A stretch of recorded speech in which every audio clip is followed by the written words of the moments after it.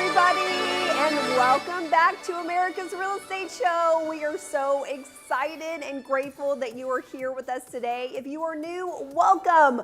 Welcome on behalf of myself and our entire team. I'm Ashley, your host, and we bring top producers from around the country right here to our studio in Chicago every single week at 11 a.m. Central so that we can help you accelerate your success no matter where you are in your business, because our top producers are here to share all their secrets. And today we have a powerhouse. You're in for a treat, a powerhouse from Arizona. And so I would love to say hello and welcome Erica Rivera to the show. Hello, Erica. Hi, thank you, Ashley. Thank you for having me.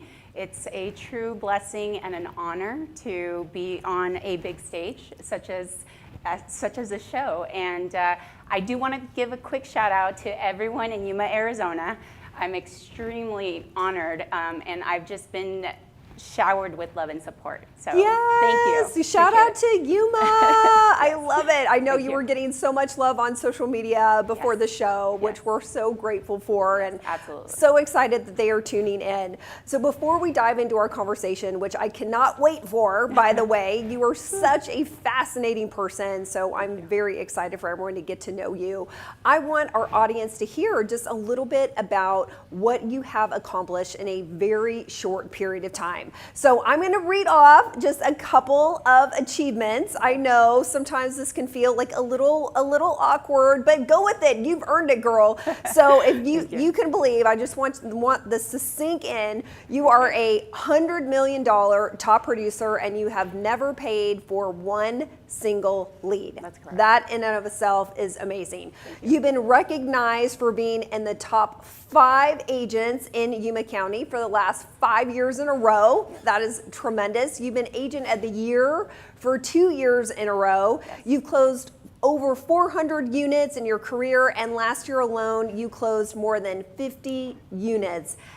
And you've done all of this as an individual solo agent. Yes. So congratulations. Thank you. I mean, your success is absolutely undeniable. And so I wanted to take a moment for everyone just to get a real picture of what a powerhouse you are and really congratulate you on all of your achievements. Thank you. Yes. I appreciate it. Yes. Yay, you. So before all of this success, you know, all of us have a story. We all have a journey. And there's always some type of reason that leads us into whatever our path is, right? And so Right. there was a reason you ended up getting into real estate. So let's just rewind the clock just a little bit and go back to childhood. And I know there was a situation, a struggle, some trauma, and some pain that you and your family went through. But it ended up really being a beautiful catalyst Sure. into you getting into the real estate industry. Yes. So if you would take us there. Okay. Well, I was 14, 15 years old, and my dad was a mortgage lender. He was working with a mortgage company, and I would go in and help him out. I loved the administrative side of it. So I would go in and help out part-time. I was involved. I was in the atmosphere. I was in the environment of mortgages and real estate. So that's really what caught my attention. I enjoyed seeing the people's faces light up when my dad would say, "Congratulations, you're pre-qualified. Congratulations, we're going to close on this house in the next couple of days." So that sparked an interest in me. And at that point, I felt like I truly felt like I wanted to feel that sense of excitement, that sense of accomplishment. We all want to become homeowners at one point in our lives. So, but I thought, well, I'm going to take it a step further, and I'm going to set myself up with a much higher goal, and that was to become an investor. I wanted to own multiple properties. I wanted to take it that much further. So so at that point, high school happens. Right out of high school, I went to college. I went to a community college and became a firefighter. And I went through the fire academy and got my associates in fire science, and I became a firefighter. Then my passion, I'm a very passionate person in general, but my passion has always been to help people in one way, shape, or form. So I thought, okay, the easiest form is to become a firefighter. So became a firefighter and went on for, it was a very short time, and that's when I met the father of my daughters, my children. And so I met him through the fire service as well. So he was a firefighter, paramedic at the time. So we met, we got married, had children. We both wanted to work for the city of Yuma, which was the department to be at the time. So we wanted to both work for the city of Yuma. Both applied, and he basically, it was the deciding factor, or the thing with this organization at the time was no married couples or our immediate family members could work for the same department under the same supervisor. So he went on to, we had to make a decision. It was him or myself. So he went on to continue with the fire department. At that time, I thought, well, what can I do? How can my experience in the medical field or the fire service, how can I apply that? So I was offered a position as a 911 dispatcher for the city, and I took the position. I took the job and went on to become a police dispatcher. You could be a police dispatcher, you can be a fire dispatcher. I thought, well, fire, absolutely. But they said, no, you're going to be a police dispatcher. So that's how I got into 911 dispatching as a police dispatcher is through that process. Right, that journey. I know I was going to say, before real estate, it seems like you were always drawn to a little bit of an adrenaline rush here, Yes. right? I mean, real estate has its highs and lows, and you also, chose to become a firefighter at 19, Mm-hmm. So young. And then as you just shared, your journey led you to then becoming a 911 dispatcher. Correct. So for all of us who have maybe only ever seen 911 dispatchers, on TV or the movies, I mean, how would you describe that experience? I mean, paint a picture for us of what it really is like to be that person who is on the other, end of that phone call, that line where there really are life and death situations going on. It's overwhelming, it's extremely stressful, but at the same time, it is very rewarding. You never know what's going to be on the other end, what type of call is coming in. You never know. Once that 911 line rings, we never know what to expect. Mm-hmm. So that it is an adrenaline rush. It is a high stress, high emotion, high adrenaline rush.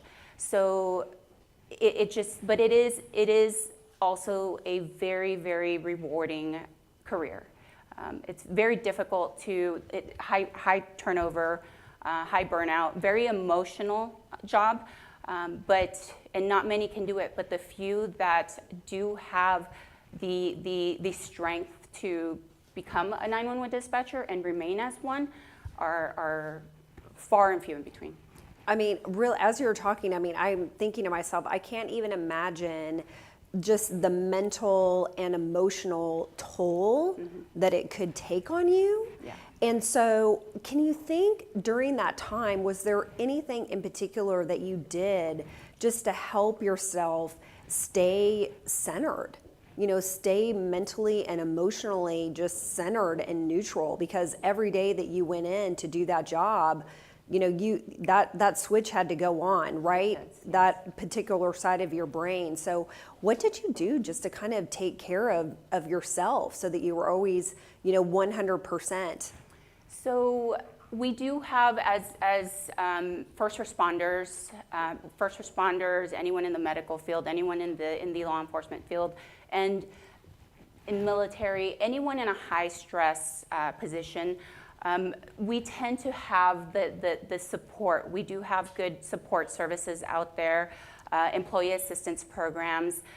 We do have trained staff to be able to counsel us, and basically a support group. We are surrounded by a lot of support groups, great support groups who have helped us, have gotten us through the worst of times, and have been there through our highs and lows. So also having a strong support system at home. That's something I cannot stress enough.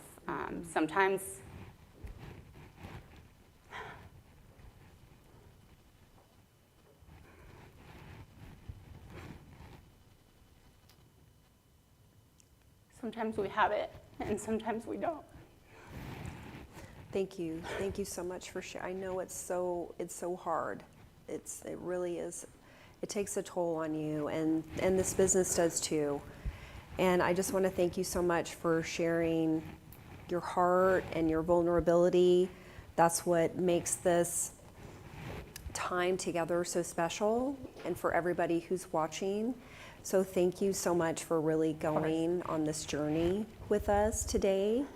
And so we'll just shift gears just slightly, and because what is really pulling at my heart as I'm listening to you talk is that you were a lifeline for so many.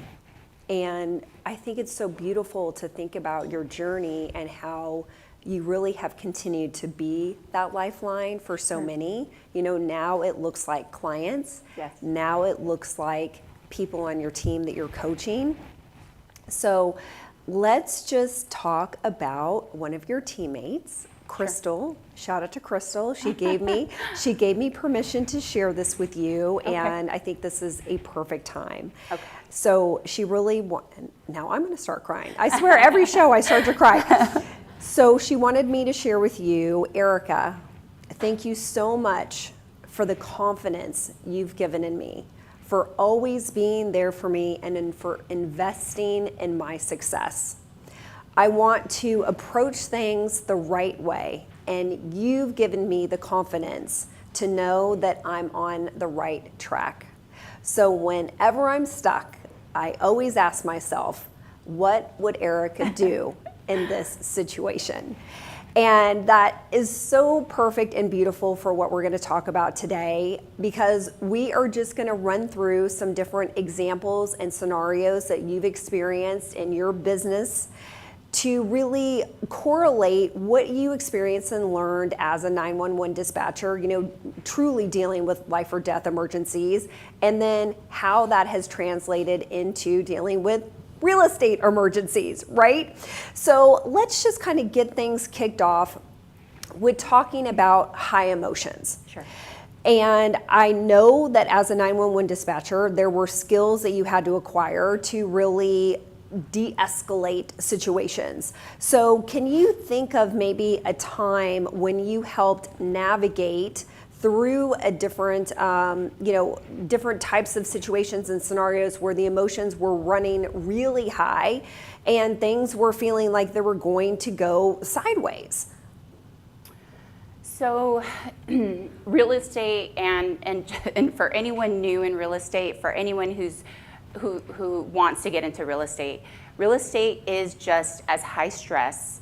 It is a very emotional, emotionally driven career.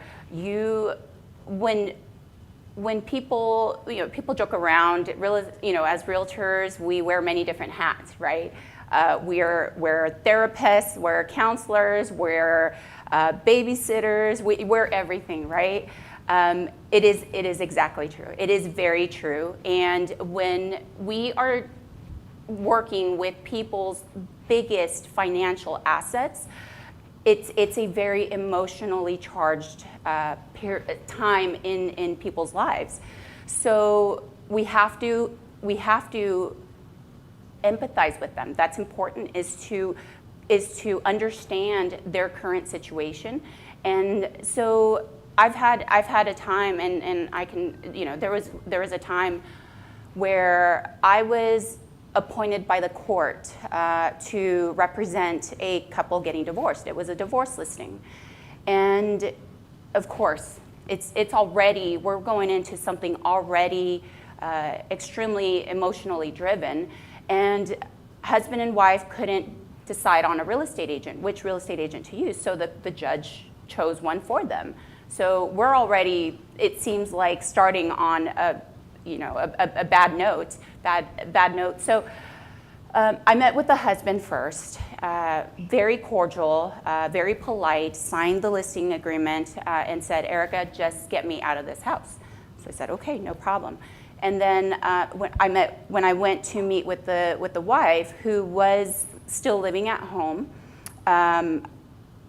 so I actually brought an agent who was shadowing me. So the agent and I walk into this house, and wife was there, and I'm here for it's not a listing presentation at this point. I'm already appointed. It was more for her to just sign the documents, the agreement, so that I could put the house on the market. So I go in, and she was polite, cordial in the beginning, and then from one second to the next, she snapped. She turned a complete 180, started yelling. She targeted me. She targeted my agent, and then she started talking about her husband. Just calling him every name in the book. Went on to target attorneys, and so my focus, my primary focus is my safety on the line? Is my safety on the line? Are we in danger? I saw her. She was very upset, but she wasn't threatening us. She wasn't harassing us in the sense that she was getting ready to throw something at us or anything of that sort. So I think what happened is, after that, I just let her vent. At this point, I feel like she just wanted to vent, and maybe even just someone listen to her. I've been through what she's experienced or experiencing. So sometimes we just want to vent. We just want to be heard. And so I stood back, and I just let her say basically her piece. And after, I think what triggered it was the fact that when we walked in, the home is a beautiful home overall, but she had a lot of personal belongings everywhere. It was a little unorganized, and so I was basically counseling her, advising her on what to do to make this listing as presentable as possible. So she took offense to that and thought that I was telling her that she's messy. So she felt attacked, and so I understood. In a sense, I understood how she was feeling. But again, already emotional. It was going to be difficult to relay something and me try to get my point across. So after about 5 minutes of her yelling, screaming, I started talking to her, and I started relating with her, and that's where I felt like it was time to actually build a relationship with her and gain some trust. And so just by listening to her, that helped tremendously. And then relating to her and just talking to her, building that trust and relationship, she was able to calm down, and we went on to list the home. And it was rocky. The transaction was rocky, but no transaction, if you've been in real estate, you know that no transaction is perfect. So there's always bumps in the road. So went on to list her home, and then eventually her home sold. So it sounds like this was already a super, highly charged emotional situation. You Yes. were doing your job as a professional to give advice on, basically getting her home market ready. Correct. And that must have triggered some type of emotions for her. So what did you learn from your 911 dispatcher training on, here we have this highly charged person, right? And they're having a meltdown. So I heard you say that you related to her, you let her just kind of vent. So how do you really maintain your composure in these types of situations, right? And just kind of let the person just kind of calm down. I know you shared that you could relate, to what she was going through personally. But what if someone is in a situation where they can't relate? Sure. Maybe they haven't been through a divorce, right? So how can we still meet that person where they are and be really that calm in the eye of the storm? Sure. What did you learn from your training that would help all of our agents? So I think having strong critical thinking skills. Your mind has to start thinking in these moments, critical thinking. During these moments, you're in the eye of the storm, and you have to act fast. But it has to be a smart decision. And with that, you need to have strong resolution skills as well, and know how to bring a solution to this problem very, very quickly, just as I had to sometimes during some of these 911 calls.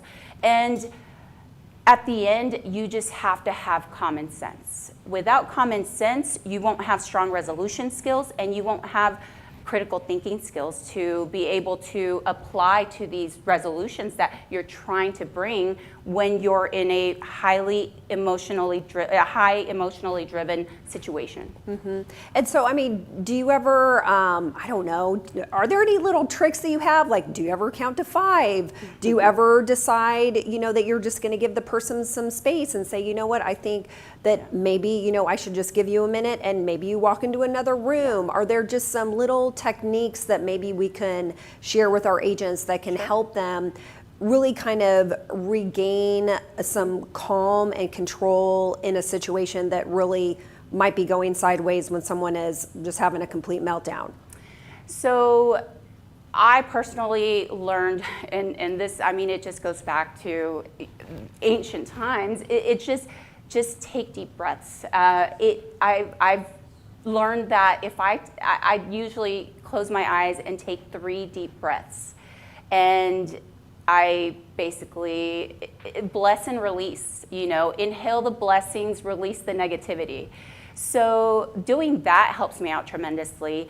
And I'm one to need space. When I'm in an emotionally driven situation, I need space. Give me 30 minutes, give me a couple of hours, give me a day just to calm down and rethink the situation. The last thing you want to do is be in a room with a client and say something that will basically, you're going to say something that will cause you to lose the listing, or perhaps, something worse. Right. That it just supercharges the situation even more. So I can only imagine from your 911 days that there are calls that you will never forget. I'm sure there are things that are just like burned into your memory. So let's just use that as an analogy for today's market. Mm-hmm. So maybe in one word, could you describe one of the biggest challenges that agents are facing today? I can give you 2. Okay. No compensation. Okay. So it's a hot topic, still is. It's been since August of last year.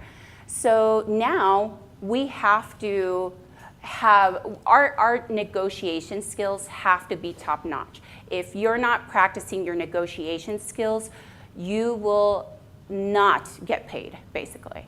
So for example, and it's happening as we speak, we're getting ready to close on a transaction where I'm representing the seller, and this seller lost his job for personal, just personal reasons. He has to sell his home, and he just bought this home a year ago. So there's very little room for, very little equity that he's built because he's been in the home only just 1 year. So he calls me, Erica, I need to sell this home. We put it on the market, taking into consideration that there's minimal equity. We price it accordingly, and so beautiful home. So we get showings, finally get an offer, and the offer had the buyer asking for concessions, and the buyer's agent asking for compensation.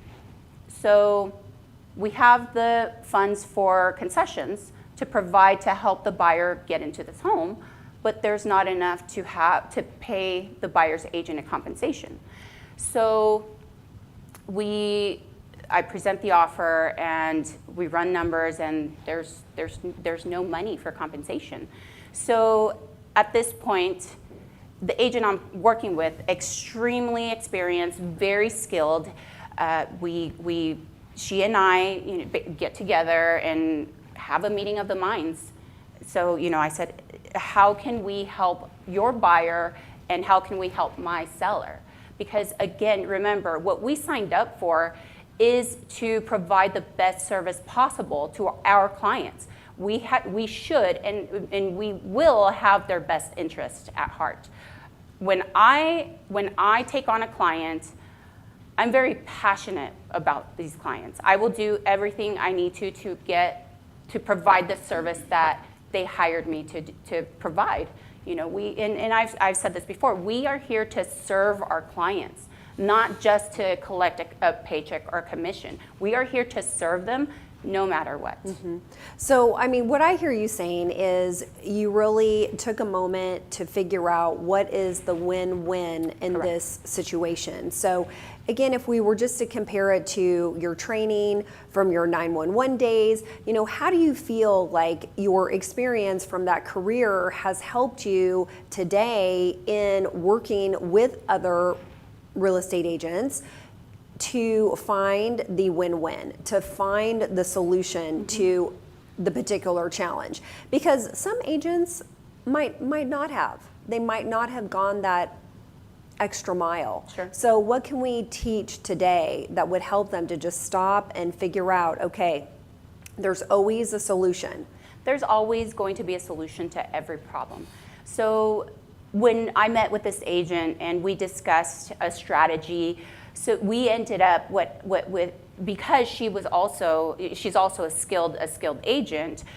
She negotiated. Of course, we negotiate our compensation prior to submitting offers. So she had already negotiated a certain compensation, a certain percentage, but because we didn't have the funds to help out cover some of those costs, what she did is so we turned around and I said, agent, let's give your buyer all the equity that's in the home and cover her concessions.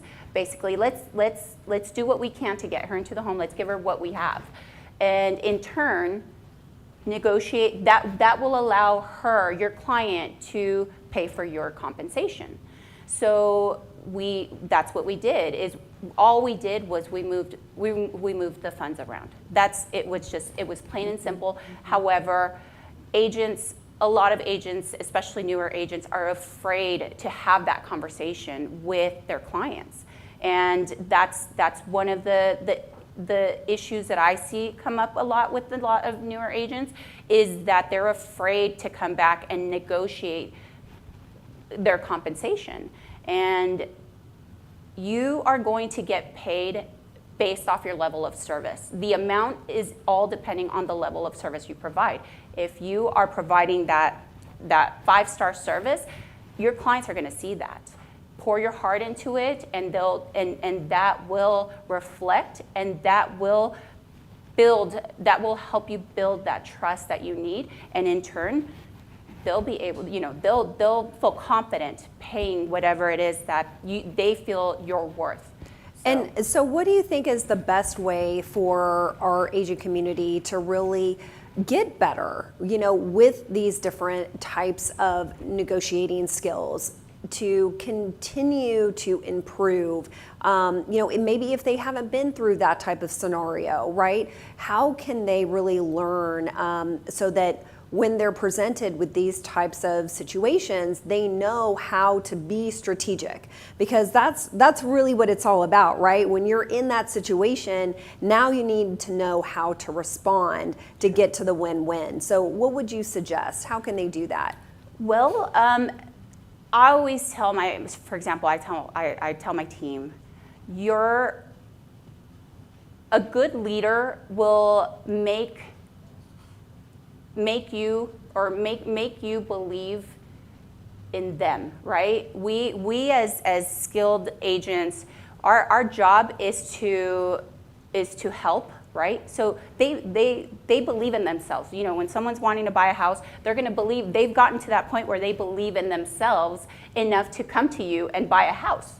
Well, a great leader, in my opinion, is someone who makes you believe in you, who makes them believe in you. So flip that around, and they're hiring you. They're hiring your brand. So being a great leader is essentially them knowing what they're paying for. They're paying for you. So if you're a great leader, you're confident enough, you're skilled enough for them to be able to, enough to where they believe in you, the brand that they're hiring. Mm-hmm. And I imagine it would probably be a great idea for agents to really spend time with other top producers. Really, just like, Crystal said, right, who's part of your team.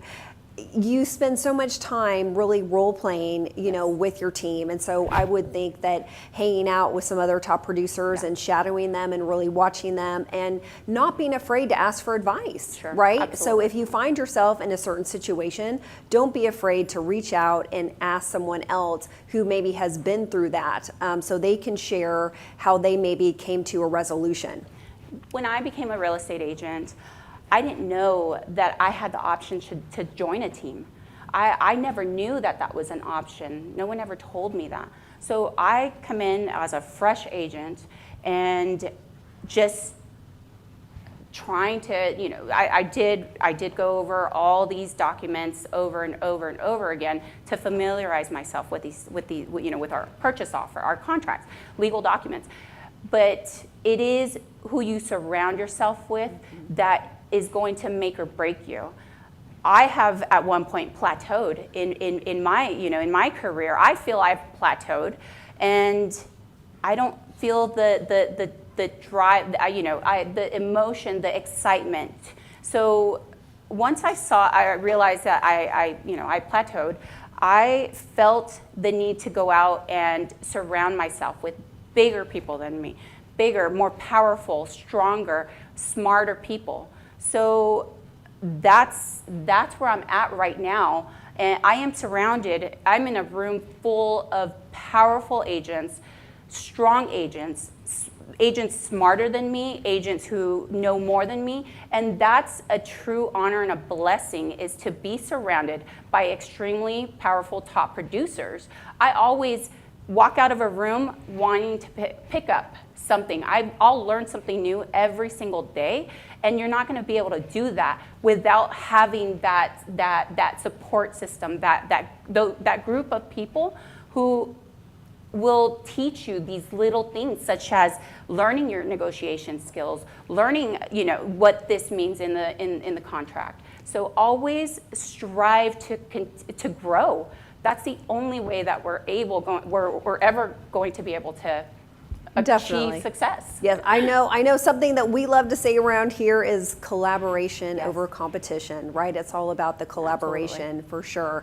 And I imagine that it is very refreshing for all the agents who are watching and listening to hear you as a top producer say, man, I felt like I had plateaued, right? So I think that probably is very refreshing for a lot of people to hear, because it happens. And what I really want to highlight and emphasize with what you said is you didn't allow yourself to stay in that place. You were like, you recognized it and you were like, okay, I need to do something about this. I need to find some other top producers. I need to surround myself with more people who can take me to another level. Correct. So you recognized that you were ready to get to another level. So I really applaud you for that. Thank you. So let's shift gears just a little bit and talk about hard conversations. Because I know this happens a lot, right? Just in our everyday life, and definitely when we are dealing with negotiations. So can you think back on a time, maybe here recently, where you had to deliver some really hard news, and you had to figure out a way to deliver that news in a way that was going to be kind and keep the trust and not break the trust? So how can we kind of walk our agents through maybe some different pointers that you have on how to have difficult conversations when you have to deliver not fun news? Communication is key. Communication is extremely important and a necessity for any transaction in life in general, right? So I'm actually working with a client right now. I'm representing this, a client of mine, elderly lady. She's never purchased a home in her life. She's never owned any real estate in her life. And she calls me and says, Erica, I'm trying to buy my first and what's going to be my only home in my life. And I've called several agents and they don't respond. They don't call me back. They don't reply. So I talk to her, and I sit down and talk to her and listen to her story and what her current situation is. So I said, let's get you pre-approved. Let's get you pre-qualified with a lender that I'm recommending. And so she talks to this lender. Yep, she's pre-approved. She's on fixed income, a pension and disability, but she's good. She's good to go. Here you go. Congratulations. So I speak with my client, and I said, Laura, let's get you a home. And so we start shopping. Budget's small, right? It's almost impossible. But there's always that one home that we can get her into. So we shop, we find a home for her. I submit the offer. Numbers are very, very tight, but our offer was accepted. Certain, again, skilled negotiators, we're always gonna have cards in the back of our pockets, right? So I'm throwing all cards on the table at this point. We're just, we're putting everything on the table in order for our offer to get accepted. So it got accepted. We are well on our way to inspections and due diligence period. And the daughter calls me and says, Erica, we're running numbers, we're putting our budget together for the purchase of this home, and I just don't see how she can afford to own this home, to buy and to own, and make that monthly payment. So I said, what do you mean? I asked her, what do you mean? And she says, well, I don't know if my mom's told you, but her pension is going to end in less than a year. And I said, okay, well, she still has disability, it's secure income. And she says, yes, but I'm almost certain that the lender took into consideration her pension. And I said, okay, let me make a call and figure this out. So I called the lender and I disclosed that pension is going to end in less than a year. And she says, well, she won't qualify. If she has no pension, she does not qualify for a home. So I asked her, did you ask? Did we ask these questions? Well, that wasn't asked, and the buyer didn't disclose. So this was extremely difficult and this was an extremely difficult conversation to have with my client. not because people don't qualify for, or, don't get pre-qualified at that time all the time, right? There's moments in life where we have to work on, ultimately getting pre-qualified. But this was the only opportunity and the only time that this lady was going to be able to buy a home, and now there was no home that she wasn't going to be able to buy a house. So I call her and I met with her actually in person, and I said, Laura, you're no longer pre-qualified. You're no longer approved for a home.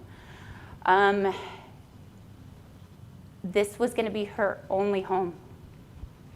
So just seeing her face,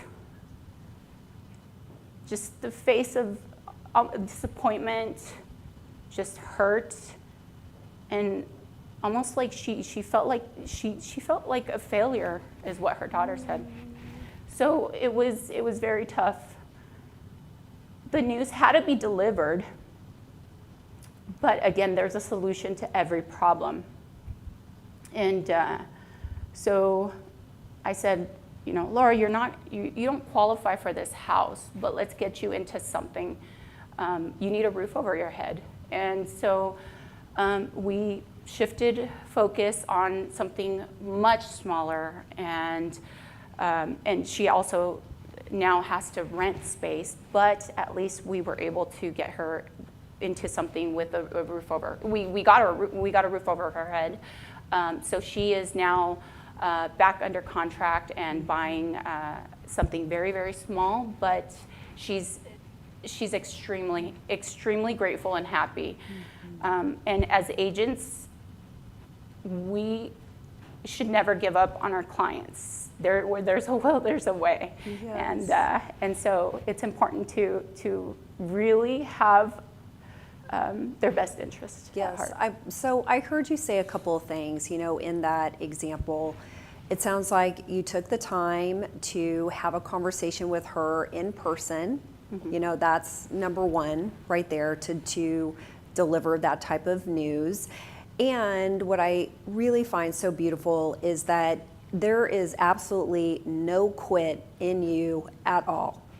And you are not going to let the situation deter you from helping your client find a home. Sure.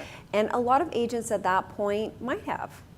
They might have delivered the news and they might have moved on to another client. Right. And I love your dedication that you have. And again, just really going back to those critical thinking skills. And I think that your brain just is on autopilot of always wanting to find a solution. You're always digging in to find that win-win. And you did end up finding your client a new home. Yes. And so she's going to be able to fulfill her dream. Correct. All because of you. And that is so beautiful. Thank you. So what a wonderful example to share. So if there was one thing that you want all of our agents who are watching and listening, to that story, what's maybe just one thing you want them to take away from that particular example? Just listen to your clients, listen to their story, and empathize with them. Have empathy and listen, and be passionate about what you do. If you're gonna go all in, always 100%. I've learned through very hard lessons what it is and what the loss is if you aren't always all in. Give it your all, and you will reap the benefits from this dedication, the hard work, and the caring. Mm-hmm. So when you were a 911 dispatcher, I can only imagine how much information was going through your brain at any one given phone call, right? So many things that you're juggling. And so I'm thinking about relating this to real estate and different experiences that you're in, and how important it is to pay attention to every single detail, yes. Right? So can you maybe take us back to a time, or maybe there's a recent example that you can share where it was because you were really paying attention. You know, you just can't ever let your guard down. You have to look at every little thing. Is there a scenario that you can give us that would be a good example of how important it is to listen, pay attention, and look at every tiny little detail? Because everything, I think, adds up to a big puzzle, right? We're putting together a big puzzle. So what would you think about that? So critical listening skills are important no matter what, even more so as an agent, because one word can trigger an entire deal. It could either make or break. For example, there was a time where I had a client representing the buyers. I had a client, these clients were buying a home. We were going through seller's disclosures, reading history, and checking off all the boxes. Everything checked out. There was absolutely nothing disclosed in the seller's disclosure about mold. And so nothing, we had no red flags. So I called the agent about something else, right? It was just to check in on and check up on something else. And she casually said, "Oh, well, it's a good thing that that mold was taken care of before we went on the market."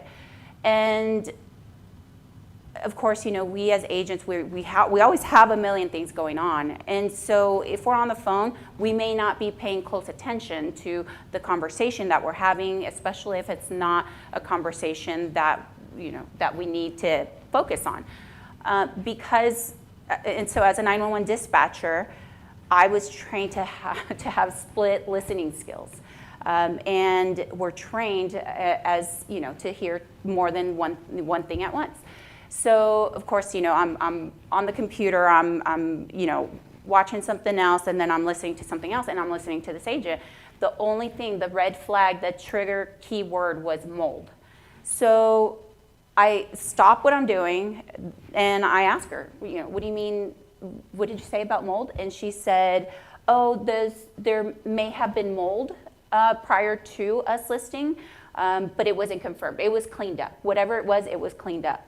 So, of course, I go to my clients and I told them, "Hey, I heard, from the agent that there may have been mold in the home before they went on the market. They put the home on the market." So, I said, "You have three options. We test for mold. We test for mold, or we extend due diligence and continue, or we cancel." I forgot the third option, but it was either we test or you accept the property as is without testing, or we cancel. And so they ultimately decided to cancel because they weren't going to continue. Testing for mold is expensive. And so we canceled. I find out 6 months later that there was major mold infestation behind the walls of this home. And so had they continued and not tested, who knows what would have happened. And the only reason that that mold was discovered was because the new owners were remodeling and tore down some walls and just completely covered in mold. Wow. I love that you gave your client options. Sure. You stopped, you gave them options. So again, let's just relate this to, how can we share with our agents today what they can learn from that experience? Because they're not going to have your same 911 training skills, right? But we can all be paying attention to those details. So what would maybe be some red flags or some coaching tips that you can give them on how to really maybe amp up their listening skills? Well, and it truly does come with experience, but there are certain words in real estate that are red flags for us, and one of those is mold. Mold, asbestos. There's so many.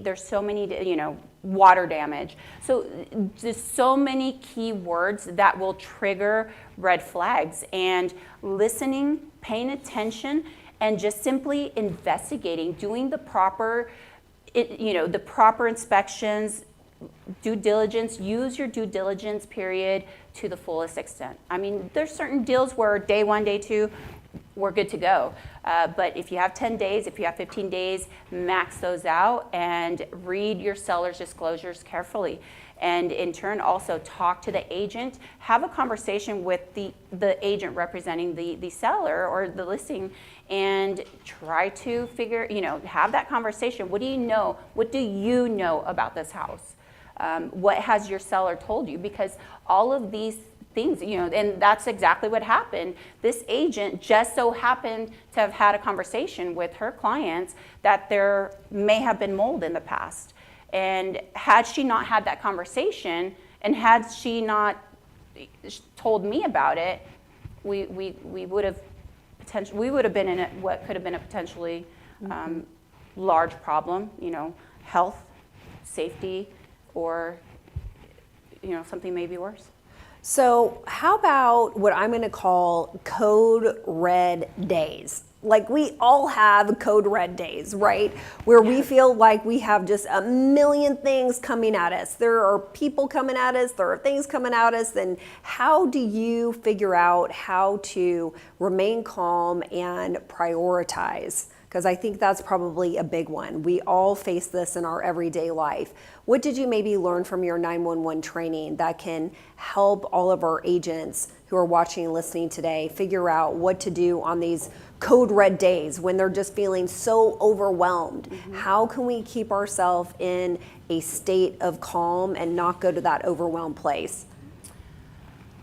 I think it's extremely important, first and foremost, to remain calm during these situations.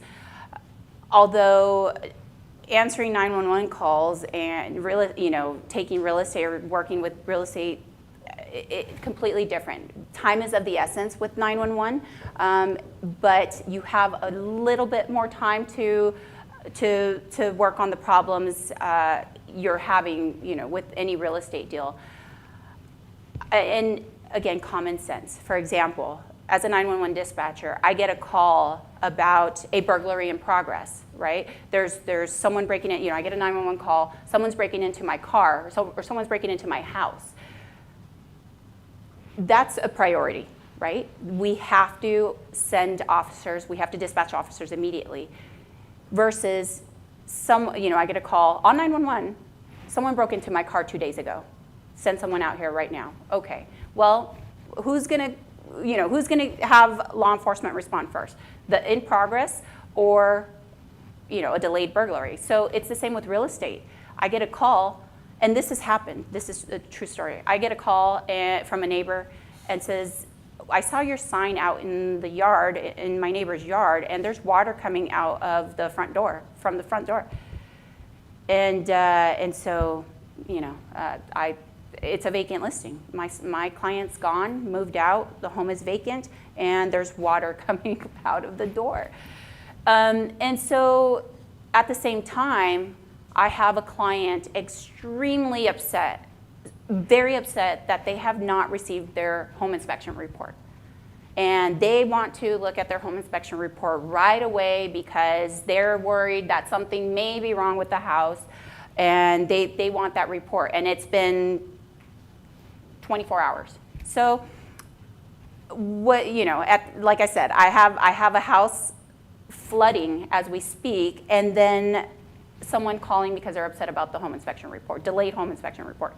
So you have to learn how to prioritize. Of course, the water issue is going to take precedence, and it's going to be a priority for me. You have to learn how to step back. And it became overwhelming because I have someone screaming in my ear, but that's not priority. They should be able to understand that it's not a priority. And communication, like I said, communication is extremely important. I have to tell them I have an emergency, a water emergency that I need to work on right now. I will get back to you as soon as I'm done. So reassuring your clients who are extremely upset at the moment for something that's not a priority, but it is a priority to them. I understand that. But learn how to prioritize and understand your clients, but also communicate with them.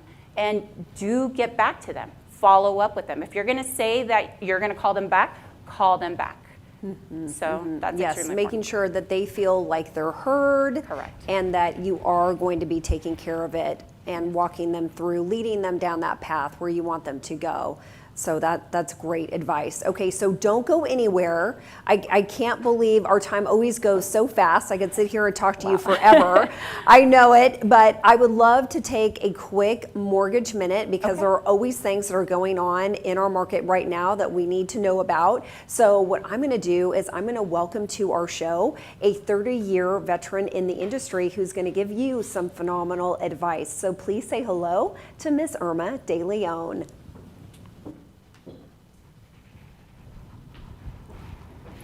Thank you, Ashley. Erica, oh my gosh, I love your story because one thing that you said is like where there's a will, there's a way. I've always believed in that saying because I believe every step in our life never goes unvoided basically. It's always going to be something that's getting you ready for the next step. Yes. And I love your career as a dispatcher. And as you said, buying a home or selling a home is very emotional, right? But you were put under these very high pressured situations, and you learned how to prioritize. Yes. And no wonder you're a great success today because all of that, if you think about it, were stepping stones to where you're at today. So thank you so much. Congratulations on your success. Thank you for coming out to Chicago all the way from Arizona. Appreciate you being here. Thank you, Irma. Congratulations again. Thank you. Hi, my name is Irma De Leon. I'm an Executive Vice President with SunWest Mortgage. I've been in the mortgage business a little bit over 32 years, and I'm a proud single mother of 2 amazing sons. We are now in full-fledged home buying season. According to NAR, there are 4.3 million homes sold. So according to their seasonal adjusted annual rate report, that's about 77,000 homes per week, which means that NAR states that 50% of home buyers will attend an open house. So this is a great opportunity to maximize and leverage open houses. What you'd like to do is, there are some strategies that my loan officers have been executing successfully with their realtor partners.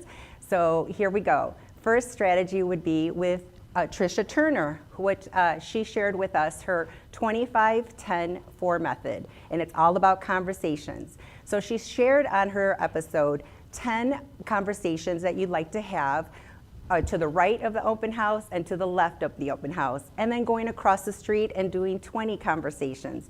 During that time, take a flyer with you, and on there put information about the home, a little bit of details of when the open house is going to take place, and maybe even put the phrase, "Come taco to me about this home," and I'll talk to you a little bit later about that one.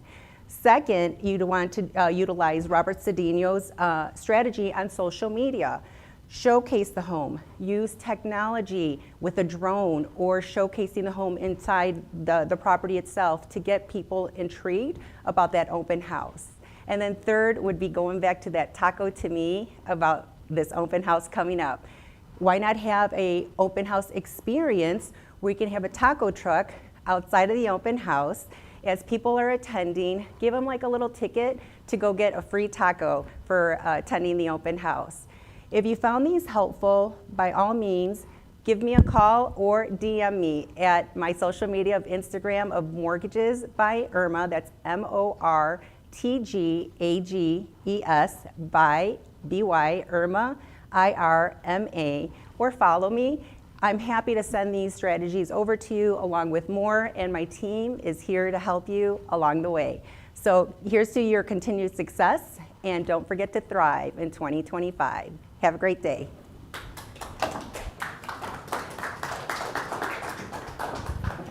All right, thank you, Irma. She is a powerhouse as well, so make sure to DM her. I know our production team is putting up her QR code as we speak, and we would love for you to DM her on her Instagram handle.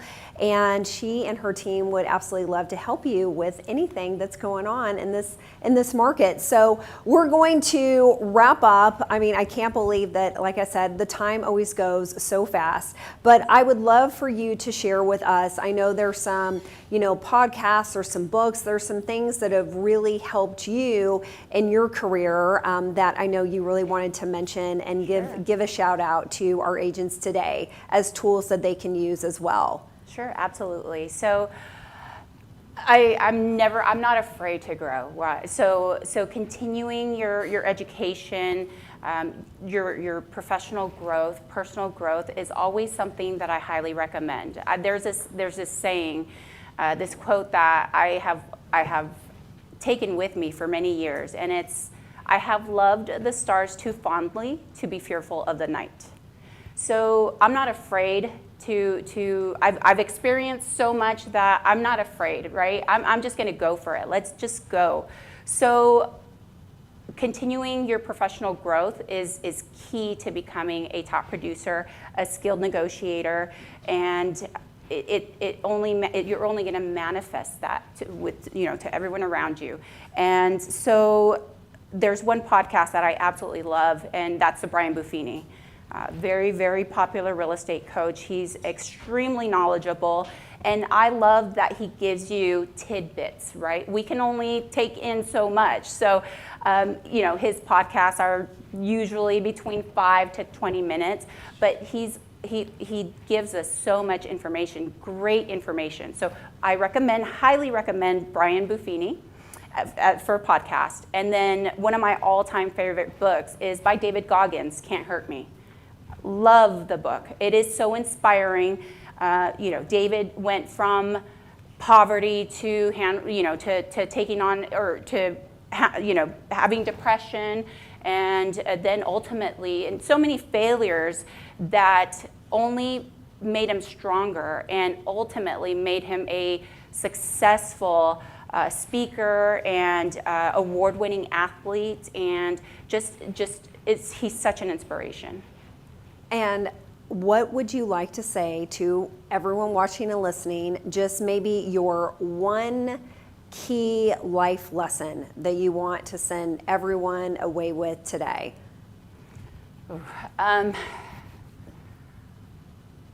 Pour your heart into it. No matter what you do, pour your heart into it. Well, you have such a huge, beautiful heart. Thank you so much for opening it today with us and sharing with us and being so vulnerable.